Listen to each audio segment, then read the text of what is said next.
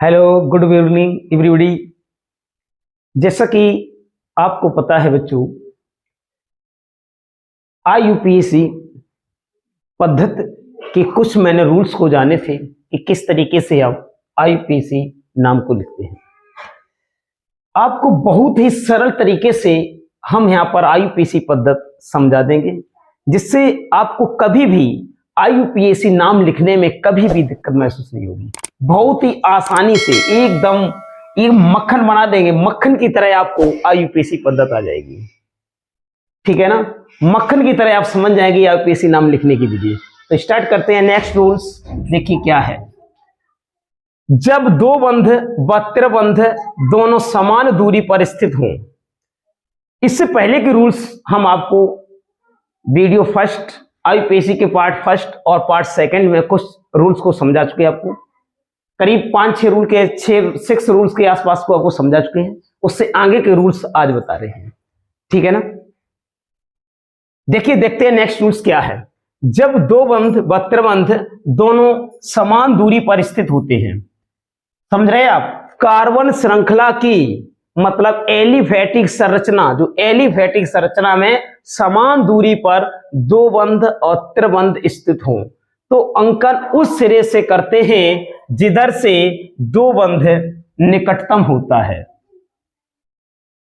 समझिए बच्चों क्या कह रहे हैं कि जब दो बंध और त्रिबंध दोनों, दो बंध भी प्रेजेंट हो, ठीक है, एलिफैटिक स्ट्रक्चर में दो बंध भी प्रेजेंट हो और त्रिबंध भी प्रेजेंट हो, उस समय हम अंकन कार्बन परमाणुओं का अंकन किस तरफ से करते हैं। ठीक है ना, तो पढ़ते हैं। समान दूरी पर स्थित हो तो अंकन उस सिरे से करते हैं जिधर से दो बंध निकटतम होता है। दो बंध को निकटतम क्यों माना गया है?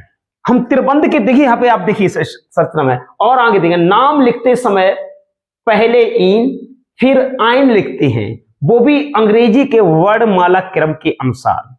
जब नाम लिखेंगे पहले तो हम समझते हैं कि अंकन दो बंध की तरफ से क्यों करेंगे। ठीक है ना, देखिए डबल बॉन्ड और ट्रिबंध, कारण ये होता है कि डबल बॉन्ड मजबूत होता है ट्रिपल बॉन्ड की अपेक्षा। ठीक है ना, डबल बॉन्ड मजबूत होता है ट्रिपल बॉन्ड की अपेक्षा, इसलिए डबल बॉन्ड को वरीयता ज्यादा दी जाती है ट्रिपल बॉन्ड की अपेक्षा, क्योंकि डबल बॉन्ड में एक पाई बॉन्ड और एक सिग्मा बॉन्ड प्रेजेंट होता है, जबकि पाई बॉन्ड में जबकि ट्रिपल बॉन्ड में दो पाई बंध और एक सिग्मा बंध प्रेजेंट होता है। पाई बंध के प्रेजेंट होने से ट्रिपल बॉन्ड ज्यादा कमजोर हो जाता है, क्योंकि इसमें दो पाई बंध आ जाते हैं। इसकी वजह से ट्रिपल बॉन्ड थोड़ा दुर्बल हो जाता है डबल बॉन्ड की अपेक्षा। ठीक है ना, आगे बात समझ में। अब देखो दूरी पे नंबर 1 पर ट्रिपल बॉन्ड भी है। आगे से देखते हैं, कार्बन के फर्स्ट परमाणु से ट्रिपल बॉन्ड लगा हुआ है। पीछे से देखें तो कार्बन के फर्स्ट परमाणु से दो बंध लगा हुआ है। और मैंने आपको इसमें क्या समझाया है कि जिधर से अंकन उत्सर्ग से करेंगे जिधर से दो बंध निकटतम पड़ता हो। तो दो बंध किधर पीछे से निकटतम पड़ता है, तो अंकन प्रारंभ करते हैं 1 2 3 4 5। क्लियर। आप स्ट्रक्चर लिखना बहुत आसान होता है, क्योंकि कार्बन की वैलेंसी 4 होती है, तो जब भी हम कोई स्ट्रक्चर लिखेंगे तो इस तरीके से हाइड्रोजन परमाणु जोड़ेंगे कि कार्बन की वैलेंसी 4 से ज्यादा ना हो। यहां देखिए 1 2 3, एक हाइड्रोजन 4 बॉन्ड हो गया।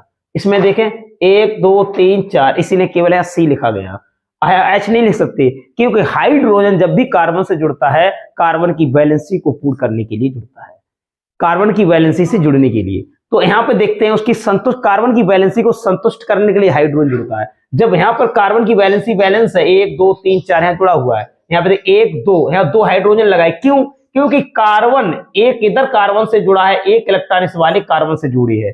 लेकिन अब क्या है कि इसके पास दो वैलेंसी कैसी है, संतुष्ट नहीं है, इसीलिए दो हाइड्रोजन हमने जोड़ दिए। तो यहां हो गया CH2, तो 1 2 2 4 बॉन्ड। इसी तरह से पूरी स्ट्रक्चर लिखी हुई है, देख सकते हैं। आगे बात समझ में। अब आगे बढ़ते हैं। हमने अंकन कर लिया है। हमारा अंकन किधर से हमने किया, बताइए किधर से सही है, पीछे से करने पर। अब इसका नाम लिखते हैं।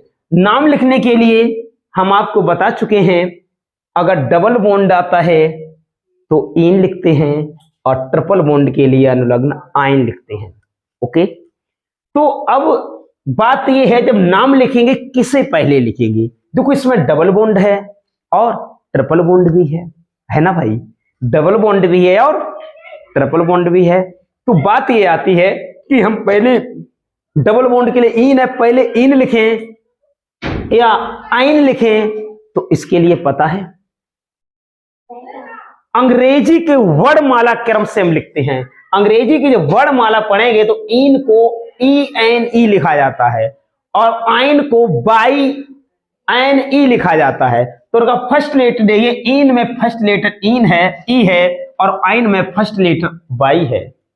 तो ABCD पढ़ते हैं तो क्या देखते हैं, अंग्रेजी की वर्ड कॉलम में वर्णमाला में पहले ई आता है। पहले कौन आता है? ई। जब ई आएगा ABCD पढ़ेंगे क्या आएगा? ई। तो ई आएगा, तो इसीलिए ई किसमें है? इन में है। किसमें है? इन में है। अब ये तो बाद की बात है, इन्हें लिखेंगे बाद में, पहले लिखेंगे जनक श्रृंखला का नाम। किसका नाम लिखेंगे? जनक श्रृंखला। ये जो आपकी लिखी हुई पूरी जनक श्रृंखला है, इसमें कितने कार्बन हैं बताइए? कितने कार्बन हैं? 5। 1 2 3 4 5, 5 है। तो 5 के लिए क्या लिखा जाता है? पेंट। क्या लिखा जाता है? पेंट। ये एल्केन होते हैं, मेथेन, एथेन, प्रोपेन, ब्यूटेन। एक कार्बन आता है तो मेथेन, 2 कार्बन आता है तो एथेन, 3 कार्बन के लिए प्रोपेन, 4 के लिए ब्यूटेन, 5 के लिए पेंटेन, 6 के लिए हेक्सेन, 7 के लिए ऑक्टेन, हेप्टेन, ऑक्टेन, नॉक्टेन, डेकाटेन। इस तरीके से लिखी जाती है संरचना। तो बात यह 5 कार्बन तो लिखेंगे पेंट। अब बात यह है अगर डबल बॉन्ड सिंगल बॉन्ड हर जगह होता तो हो जाता पेंटेन। अब यहां डबल बॉन्ड भी और ट्रिपल बॉन्ड भी है। अब देखिए जनक श्रृंखला के अंत में अनुलग्न इन जुड़ेगा या आइन जुड़ेगा, बात ये आती है। ठीक है ना।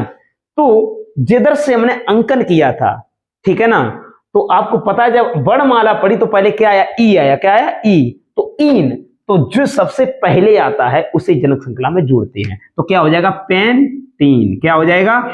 पेंटीन।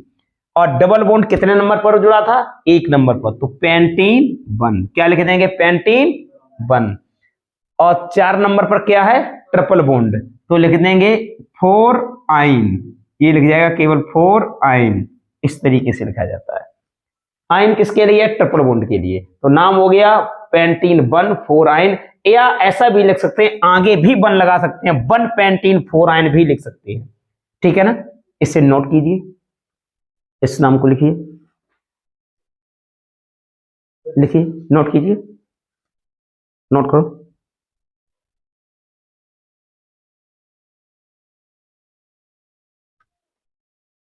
तब तक एग्जाम्पल और लिखते हैं।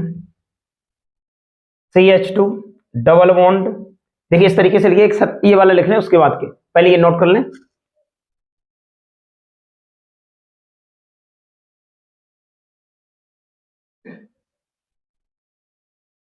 1 2 3।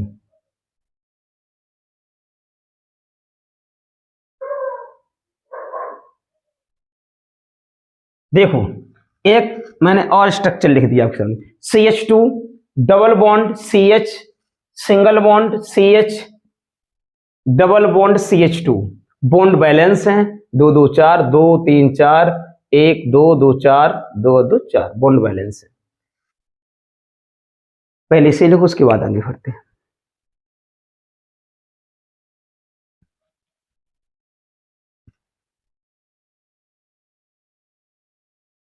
देखिए बच्चों, इसमें देखते हैं डबल बॉन्ड। डबल बॉन्ड 2 जगह है। अब यहां पर स्थिति ये अंकन किधर से करें? देखिए अंकन इसमें किधर से करें? आप इधर से भी कर सकते हैं और आगे से भी कर सकते हैं, क्योंकि डबल बॉन्ड पहले कार्बन पर, पीछे से भी पहले कार्बन से सेजुएबल है, कोई प्रॉब्लम नहीं। आगे से कर सकते हैं चाहे पीछे से कर सकते हैं। ठीक है ना। अब इसका नाम लिख सकते हैं। जब डबल बॉन्ड 2 जगह होता है तो क्या लिखते हैं पता है? डाइइन। क्या लिखते हैं? डाइइन। और कितने कार्बन है? 4। 4 कार्बन को हम क्या लिखेंगे भाई? क्या लिखेंगे? 4 कार्बन को ब्यूट। क्या लिखेंगे? ब्यूट। तो नाम क्या हो जाएगा?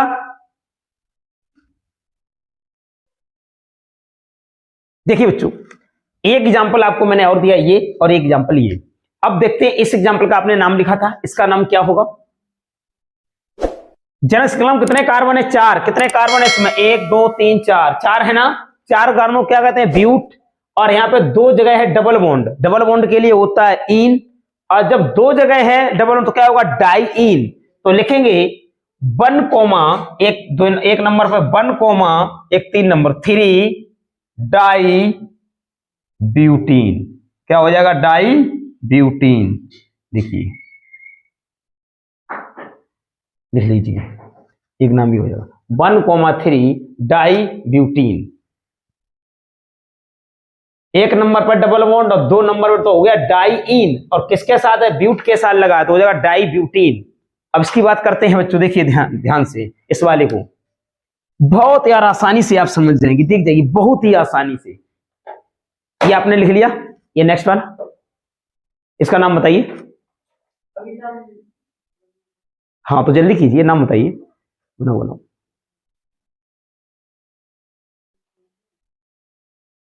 हो गया? नहीं हो पाया, चलो हम बता रहे हैं, नहीं हुआ कोई बात नहीं। देखिए बच्चों, 1 2 3 4 5 6 जनक श्रृंखला में कितने कार्बन है? 6। अब अंकन बात आती है किधर से किया जाए। देखिए ये वाली एक आपकी साइड चेन है जिसे हम कहते हैं पार श्रृंखला, और एक ये वाली है, ये भी आपकी पार श्रृंखला है, ठीक है ना। पार श्रृंखला में कभी डबल बॉन्ड और ट्रिपल बॉन्ड नहीं लगता है, ठीक है ना। तो आपकी जनक श्रृंखला ये कहलाएगी, ये आपकी पूरी होगी, ये कहलाएगी जनक श्रृंखला। क्या कहलाएगी? लाल मार्कर, हाँ ये वाली आपकी जो कहलाएगी वो जनक श्रृंखला ये कहलाएगी पूरी, ये वाली, ठीक है ना। और ये होगी साइड चेन, मतलब पार श्रृंखला, अंग्रेजी में साइड चेन बोलते हैं। अब अंकन यहां में किधर से करें? हम पार श्रृंखला को नहीं देखेंगे, हम देखेंगे डबल बॉन्ड और ट्रिपल बॉन्ड। तो अभी मैंने किसे मजबूत बताया था? डबल बॉन्ड या ट्रिपल बॉन्ड? डबल को बताया था। तो डबल बॉन्ड किधर से नजदीक पड़ता है? आगे से देखो, और ट्रिपल बॉन्ड पीछे से, पहली कार्बन। लेकिन मजबूत कौन है? वरीयता किसकी ज्यादा है?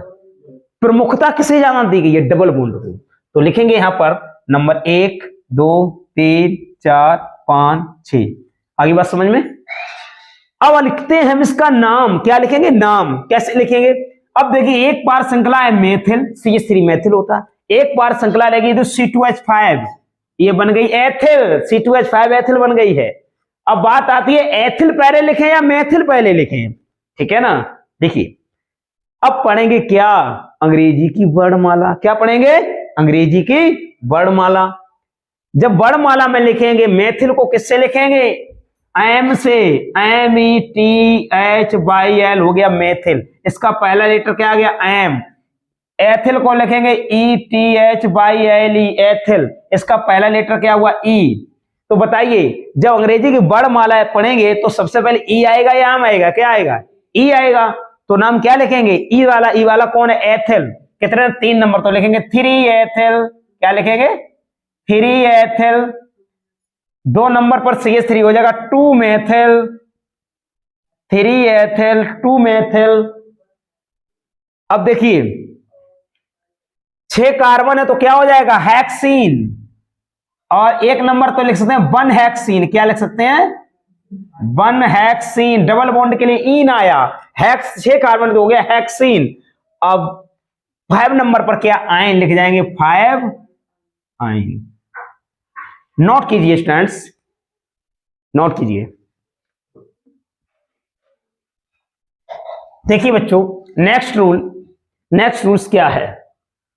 यदि कार्बनिक यौगिक में पार श्रृंखला के साथ साथ क्या बता रहे हैं? यदि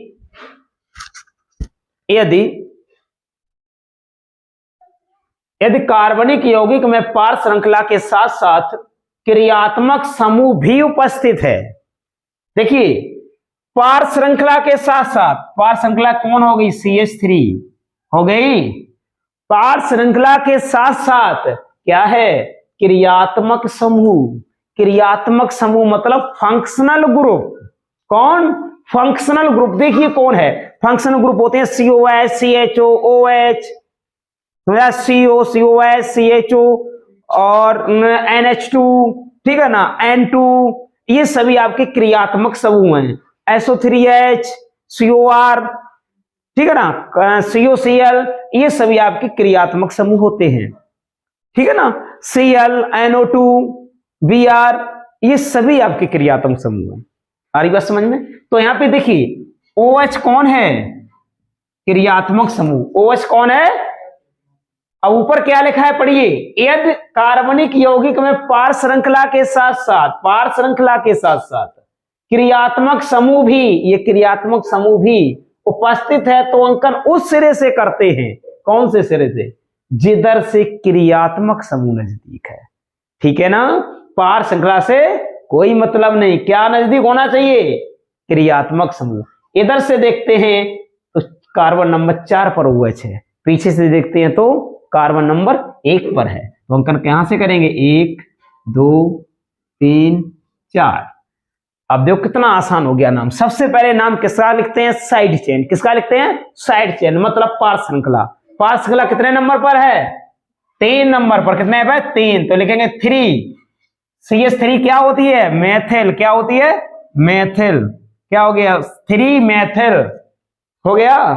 अब जनक श्रृंखला में कितने कार्बन है बताइए, 4। 4 कार्बन क्या कहते हैं, ब्यूटेन। क्या बोलते हैं, ब्यूटेन। ब्यूटेन में एन हटाकर क्या जोड़ेंगे, ऑल। OH जो है क्रियात्मक समूह का अनुलग्न जोड़ा जाएगा, कहां, जनक श्रृंखला के एंड में। जनक श्रृंखला के अंत में क्रियात्मक समूह का अनुलग्न जोड़ा जाता है। OH का अनुलग्न क्या होता है, ऑल। इसका पूर्व लग्न क्या होता है, हाइड्रोक्सी। लेकिन पूर्व लग्न अभी नहीं जुड़ेगा। पूर्व लग्न जब जोड़ते हैं, कब जोड़ते हैं, जब एलिफेटिक संरचना में 2 जगह पर क्रियात्मक समूह प्रेजेंट होता है, ठीक है ना। तो एक क्रियात्मक समूह का हम पूर्व लग्न जोड़ते हैं और दूसरे क्रियात्मक समूह का अनुलग्न जोड़ते हैं, ठीक है ना। वो आगे नेक्स्ट रूल में हम आपको बताएंगे, ठीक है ना। अभी जिस रूल पे चल रहे हैं उसी की बात कर रहे हैं। तो देखिए 4 नंबर को क्या हो जाएगा, जनक श्रृंखला में क्या होता है, ब्यूटेन। क्या हो जाएगा, ब्यूटेन। लेकिन क्या जोड़ेंगे, ऑल, तो क्या हो जाएगा, ब्यूटेनॉल। क्या हो जाएगा, ब्यूटेनॉल। कितने नंबर पर है वो, 1, तो ब्यूटेनॉल 1 नाम लिख लीजिए, क्लियर नाम नोट कीजिए। आया समझ में, क्यों बच्चों, समझ में आया, हाँ। अब देखिए नेक्स्ट रूल क्या कह रहा है, यदि यौगिक में एक से अधिक प्रतिस्थापी समूह, यौगिक में एक से अधिक प्रतिस्थापी समूह, जैसे क्रियात्मक समूह, 2 बंध, त्रिबंध आदि उपस्थित होते हैं, तो उनके नामकरण का वरीयता क्रम क्या है, ठीक है ना। अगर एक से अधिक प्रतिस्थापी समूह, प्रतिस्थापी कहते हैं क्रियात्मक समूह, 2 बंध, त्रिबंध, ये सभी बोले जाते हैं आपके प्रतिस्थापी समूह सभी होते हैं। उसमें पार्थ श्रृंखला भी आएगी, ठीक है ना, क्रियात्मक समूह भी आएगा, डबल बॉन्ड और ट्रिपल बॉन्ड भी आएगा, ये सभी बोले जाते हैं प्रतिस्थापी समूह। ओके, प्रतिस्थापी का मतलब होता है हाइड्रो का जो इसकी जनक श्रृंखला है एलिफेटिक, इनसे जो जुड़े होते हैं अन्य परमाणु या परमाणुओं का समूह जुड़ा होता है, उन्हें हम बोलते हैं प्रतिस्थापी, ठीक है ना।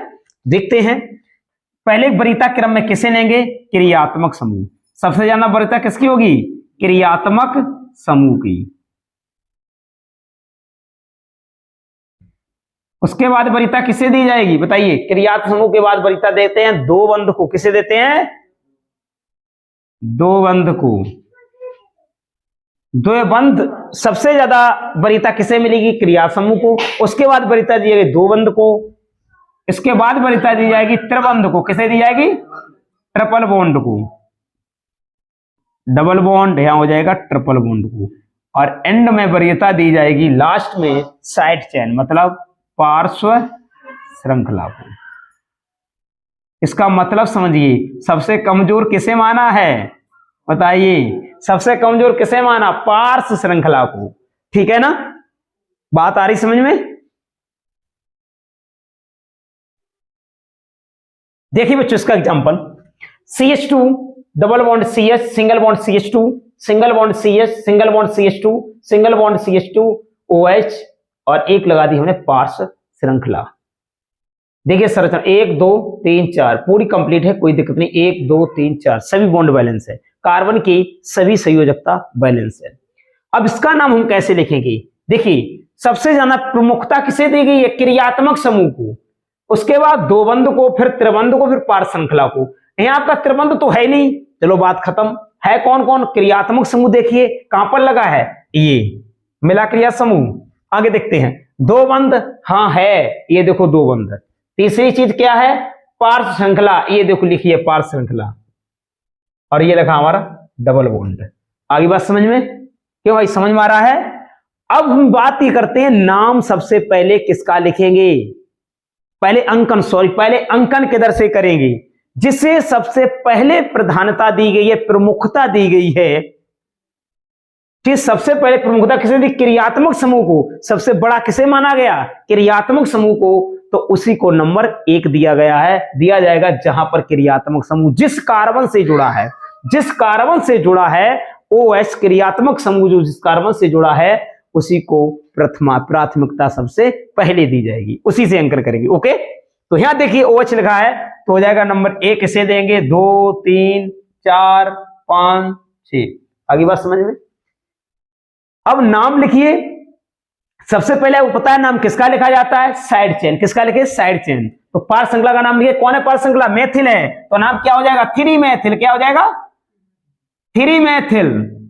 पार्श्व श्रृंखला के बाद किसका नाम लिखा जाता है? जनक श्रृंखला। किसका लिखा जाता है? जनक श्रृंखला। और जनक श्रृंखला के एंड में क्या जोड़ेंगे? आल। और यहाँ पे आप देखते क्या है? इन भी लगा, डबल बॉन्ड मतलब इन लिखा है ना? तो क्या हो जाएगा? हैक्स है ना, हैक्स 6 कारों क्या होते हैं? हैक्स। तो यानी कि हैक्स। अब बात यह है कि डबल बॉन्ड भी है, कितने? 5 नंबर पर। तो यहां लिखेंगे 5 हेक्सी। क्या हो जाएगा? 5 हेक्सीनॉल। डबल बॉन्ड है 5 नंबर, इसीलिए यहां लिखेंगे 5 हेक्सी। एक मिनट देखिए, 5 हेक्सीनॉल। बन क्यों लिखा? OH नंबर 1 पर है। बात आगे समझ में? तो 3 मेथिल 5 हेक्सीनॉल बन, या ऐसे लिख सकते हैं, कैसे? हेक्सेनॉल बन 5 इन। दूसरा नाम ये है हेक्सेनॉल बन 5 इन। ओके, 2 तरीके लिखने के हैं, क्लियर कीजिए, नोट कीजिए जी। देखिए बच्चों, नेक्स्ट रूल्स क्या है? बहुत ही बढ़िया रूल्स है, आपके एकदम समझ में आएगा मक्खन की तरह। यदि क्रियात्मक समूह दोनों सिरे से समान दूरी पर हो, क्रियात्मक समूह की बात कर रहे हैं, क्रियात्मक समूह ऐसे स्थान पर लगा होना चाहिए जिधर से भी हम गिनेंगे, जिस तरफ से भी हम अंकन करेंगे, बिल्कुल मध्य में पड़ेगा, दोनों तरफ से बराबर दूरी पर। ओके, दोनों सिरे से समान दूरी पर हो तथा पार्श्व श्रृंखला भी उपस्थित हो। क्रियात्मक समूह दोनों सिरों से बराबर दूरी पर हो और साथ में पार्श्व श्रृंखला भी उपस्थित हो, तो बताओ फिर हम अंकन किधर से करेंगे? अभी तो हमने प्रधानता किसे दी थी? क्रियात्मक समूह को। पार्श्व श्रृंखला को बिल्कुल प्रधानता ही नहीं थी, सब लास्ट में माना था, सबसे कम। अब बात यह आ रही है, अगर क्रियात्मक समूह दोनों सिरों से बराबर दूरी पर हो, फिर हम क्या करेंगे? बताइए, फिर हम क्या करेंगे इस कंडीशन में बच्चों? जब दूरी बराबर है, सोचिए, अगर 1 किलो आपके पास है और 1 किलो आपके पास भी है, वेट बराबर वेट है ना? अब बताओ, आप किसी को देना है, आप ये वाले देंगे, उसे यही चाहिए, मुझे 1 किलो चाहिए, आप बताओ ये वाला दोगे या ये वाला दोगे? और सेम चीज है, ये है भाई, इधर है, ठीक है ना? अब बात यह है कि लेने वाला कौन से को पसंद करेगा? इधर एक भी 1 किलो है, ये भी 1 किलो माल है, कोई भी प्रोडक्ट होगा, जो प्रोडक्ट इधर है, ठीक है, वेट में, तुला में, वही इधर है, सेम चीज सेम वजन में है। अब क्या होगा? लेने वाला कौन सा पकड़ेगा? किसको प्रधानता देगा? पता है? अब प्रधानता किसे देगा? उसे देगा जिस प्रोडक्ट में कुछ अलग से, मान लीजिए तरबूज है, सपोज दैट, मान लीजिए तरबूज है, तरबूज 1 किलो ये भी है, तरबूज 1 किलो ये भी है, वजन में एक है, समझे, वजन में एक है और नाम भी दोनों का तरबूज है। अंदर उसे क्या पता स्वाद में कैसा है? पता है? तो वो क्या जानेगा, क्या सोचेगा कि उसमें अलग से, उसे ऊपर से ही कुछ क्वालिटी अलग से नजर आई। हो सकता है तो तरबूज, जरूरी है वो थोड़ा हल्का रखा हुआ हो पहले से, एक तरफ वाला ताजा हो सकता हो जो दूसरा 1 किलो का वो हल्का हल्का खराब होने लगा हो। तो वो किसे पकड़ेगा? जो ज्यादा फ्रेश होगा। आप मार्केट में सब्जी लेते हैं तो फ्रेश सब्जी देखते हैं, रखी हुई सब्जी कम पसंद करते हैं, है ना? तो बात ये है, तो इसमें एक फ्रेशिंग चीज है, क्या है इसके अंदर, जब दूरी बराबर है, इसे एक चीज और मिल रही है, पार्श्व श्रृंखला। वो किसे देखेगा कि पार्श्व श्रृंखला, इसमें एक चीज बढ़ती है, क्या इसमें एक पार्श्व श्रृंखला लगी हुई है, एक अलग क्वालिटी है। जब दूरी बराबर है, इसमें क्वालिटी अलग है, यहाँ पे एक पार्श्व श्रृंखला है। देखो यहां से 1 2 तीसरे नंबर पर क्रियात्मक समूह, इधर देखें 1 2 तीसरे नंबर पर क्रियात्मक समूह, लेकिन इसमें एक चीज बड़ी है, क्या इसमें पार्श्व श्रृंखला भी लगी है। जब बराबर चीज है तो इसमें क्या, एक पार्श्व श्रृंखला बढ़ती है, क्या है, पार्श्व श्रृंखला बढ़ती है ना? इसीलिए अब मैं क्या देखेंगे, जिधर से, अब इसे छोड़ देंगे, क्रिया समूह की बात खत्म। क्यों? क्योंकि दूरी समान है। आगे से ले लो, वो कहेगा भाई मुझे क्यों छोड़ दिया। अब मैं से ये कह सकते हैं भाई इसलिए आपको छोड़ दिया है कि इस वाले भाई साहब के पास में, इन वाले भाई साहब के पास में एक पार्श्व श्रृंखला ज्यादा थी, आपके पास वो चीज नहीं है, आपके पास वो क्वालिटी नहीं है जो इनके पास है। भले आप बराबर दूरी पर है, 1 2 3, 1 2 3 पर बराबर दूरी पर पड़ रहे हैं, लेकिन वो मुझे क्या, टिप्स के रूप में एक CH3 दे रहा है। जैसे आप किसी होटल पे खाना खाने जाते हैं, ठीक है ना, क्या होता है, जब आप खाना खाएंगे, अगर एक होटल वाले को देखो बराबर 3 किलोमीटर पे ये भी होटल पड़ता है, 3 किलोमीटर पे ये भी होटल पड़ता है ना, दूरी बराबर है। अब वो कहेगा भाई हम किस पे खाना पसंद करेंगे, वो टिप्स के तौर पर आप पे 10 रुपए माइनस कर देता, आप 50 का खाना खाएंगे, वो 40 रुपए लेता है, 10 रुपए छोड़ देता है, तो बार बार उसी पर आप जाना पसंद करेंगे जो आपको टिप्स के रूप में 10 रुपए छोड़ता है ना? ठीक है, तो क्या है, तो इस पे एक चीज एक्स्ट्रा है, वो कहता भाई साहब आपके पास वो चीज नहीं है, वो मुझे टिप्स के रूप में एक चीज दे रहा है, वो मैथिल दे रहा है, आपके पास कहां है, आपके पास होती तो मैं आपको पकड़ता। इसीलिए हम अंकन उधर से करेंगे जिधर से पार्श्व श्रृंखला नजदीक है। आगे बात समझ में? तो ठीक है, अंकन करते हैं पीछे से, 1 2 3 4 5। तो नाम लिखिए 2 मेथिल जनक श्रृंखला, कितने कार्बन हैं, 5, कितने हैं, 5 को लिख देंगे पेंटेन, क्या लिख देंगे, पेंटेन। और CO का अनुलग्न क्या होता है, CO क्रिया समूह का अनुलग्न होता है ओन, क्या होता है, ओन। तो जनक श्रृंखला में लिखेंगे पेंटेनोन, क्या लिखेंगे, पेंटेनोन। कितने नंबर, 3 नंबर पर है, तो पेंटेनॉन 3, 2 मेथिल पेंटेनॉन 3। नोट कीजिए, बताइए मक्खन बना, टॉपिक मक्खन बना, ओके, नोट कीजिए बच्चों। आज के ये रूल्स फिनिश हुए, इसके नेक्स्ट टॉपिक आपको कल पढ़ाएंगे, ओके। आपकी कल इतने टाइम पर नेक्स्ट क्लास चालू होगी, स्टार्ट करेंगे। My channel is subscribe and likes, okay, thanks. छोटी रखो ना बड़ी।